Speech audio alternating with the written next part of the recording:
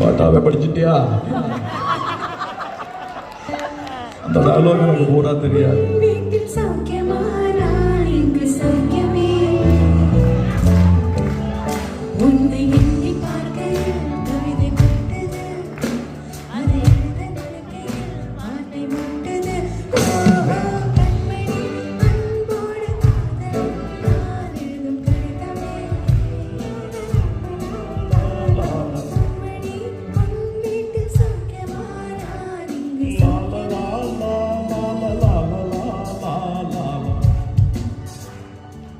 நான் ஒரு பாட்டு பாடியிருக்கேன், இந்த படத்தில் ஒரு மலையாளம் பாட்டு பாடியிருக்கேன்.